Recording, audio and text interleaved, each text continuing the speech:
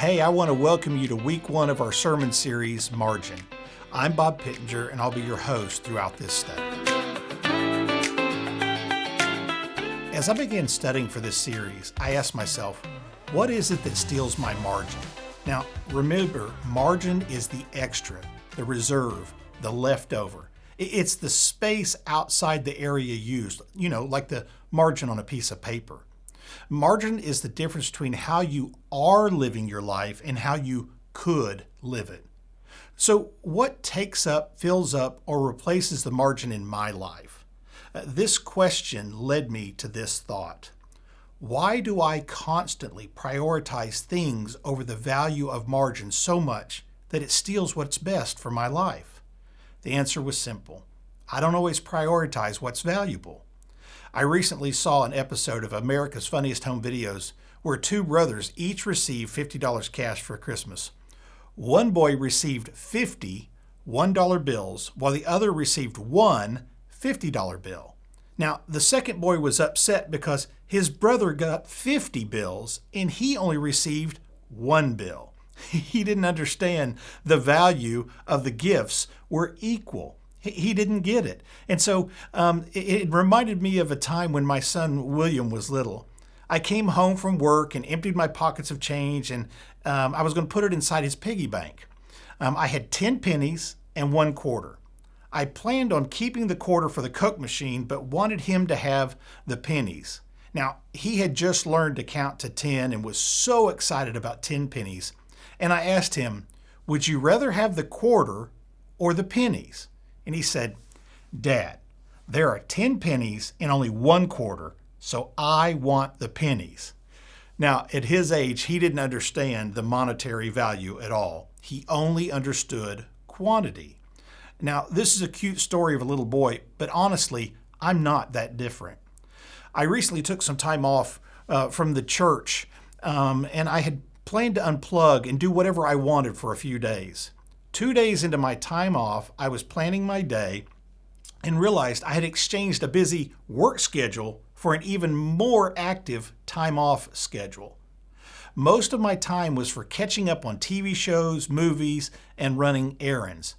But I sat down and added up the length of the shows I wanted to watch and was going to spend 3 days in front of a television.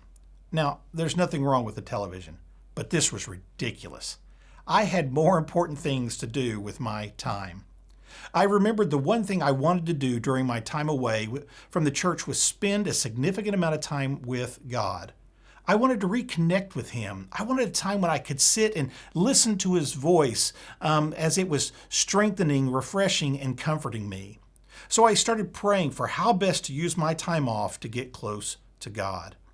I read a couple of books, started a new exercise routine, worked around the house on things to help my wife while she was traveling, and even spent time working in the yard. Now, these may not sound like rest, but regardless of what I was doing, I spent time talking and listening to God during each activity. I felt like I was conversing with Him as we worked, exercised, or read together. Creating margin isn't about boredom, sitting on the floor with your legs crossed chanting, or doing things you hate. It's about prioritizing that which will restore your spirit, mind, body, and strength. It realizes that our greatest need is to desire God. Now, as a church, we're currently reading through the 1-year Bible. And in Genesis, we read about how God created everything that exists, and He said, "It is good." God has given us all of creation to enjoy, but that enjoyment should lead us to praise and glorify Him. It should lead us to thank Him for what He has given to us. Whether you like the beach or the mountains, fishing or golfing, hunting animals or hunting sails, the ballet or opera, sewing or needlepoint is irrelevant. Whatever you enjoy, do it in a way that leads to worshiping, praising, and thanking God for giving you something to strengthen, refresh, and comfort you. Too often we feel guilty for enjoying God's creation. People say, "Oh, I love to do this, but all I really need is Jesus to get through each day." Now, that sounds good, but they're discounting the passion God placed in their heart for Him and His creation. God not only put a passion in our hearts for specific things, but He also gave us all of creation to enjoy and satisfy our passions. Can you imagine if one of your children on Christmas, they were sitting around opening presents and they looked at you and said, "Mom and Dad, I love this gift, but all I really need is you." That would break your heart, right? You gave them the gift because you knew it would bring joy to their heart.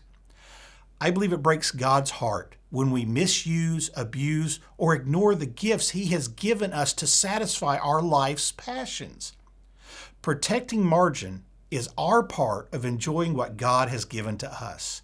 Jogging, cycling, bowling, shopping, going to garage sales, antiquing, quilting, fishing, camping, backpacking, laying on the beach for a week, or whatever it is that fills you with joy and restores your soul is a gift from God. However, you will never enjoy it if you don't protect and set aside margin. As you begin your group question time, I would ask you to work through these 4 questions. First, what is it that takes up your margin? Ask yourself that. What is it that takes up my margin? Second is this: why do I prioritize things over the value of margin so much that it steals what's best for my life? Why do you prioritize things over margin, that quantity over value? Just like my son with the 10 pennies. The 10 pennies were more important to him than 1 quarter. Why do you prioritize the quantity of things you're doing versus the value of margin? Number 3 is this: what things are you passionate about that God uses to refresh, strengthen, and comfort you? What in creation has He given you that He has placed before you that it brings you great joy? Maybe it's exercising or jogging or riding your bike. Maybe it's sitting outside and just enjoying creation. Whatever it is, what is it that God has given you and that He uses it, that as you connect with Him, that it restores your soul, it energizes you, it strengthens you, it comforts you? And then the last question for you to discuss this week is this: how can you set up a time each day, week, month, and year to ensure you protect your margin so you can enjoy the gift of life God has given you? I pray that God will use your discussion time to help you take steps to set aside margin in your life.